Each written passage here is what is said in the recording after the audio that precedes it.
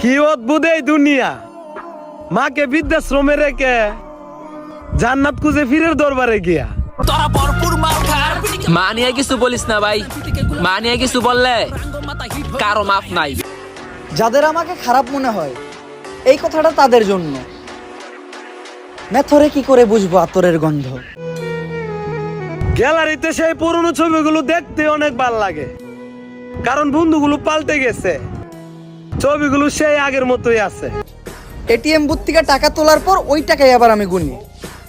যেখানে আমি একটা মেশিনকেই বিশ্বাস করতে পারি না, ওইখানে মানুষের বিশ্বাস করা তো অনেক দূরের কথা। যার মধ্যে দেখি নাই কোনোদিন নই ছই, সে আর কেউ নই, সে আমার বন্ধু তুই। কিরে অর্ণব, এগুলো কি শুরু করে দিছস? সবাই বুঝুক আর না বুঝুক, আমি কিন্তু ঠিকই বুঝছি এই র্যাপ গান কারে মিন করে করছস। তো গাইস, আপনারা যদি বুঝতে চান দেখে আসেন যাইয়া অর্ণবের টিকটকের বাড়িতে লিঙ্ক আছে, গানের নাম কিন্তু মাফ নাই ভাইয়া। পরিশ্রম করতেছি, ইনশাল্লাহ পরিশ্রম আরো করবো। সফলতা কত দূর আছে আমরা তা দেখেই ছাড়বো। আল্লাহ, তোমার কাছে আমি বেশি কিছু চাই না। আজকে যারা আমার নামে বদনাম করে তাদের জন্য একদিন আমার প্রয়োজন পড়ে। ফেসবুকে দেখি এক, বাস্তবে দেখি আর এক।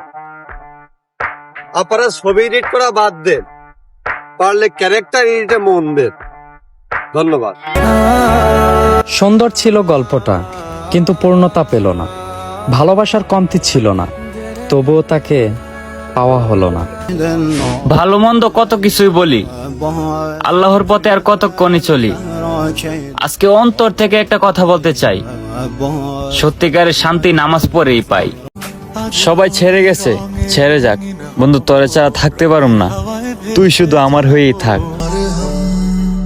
একটা সময় তার জন্য পাগল ছিলাম, তার ছাড়া কিছু বুঝতাম না।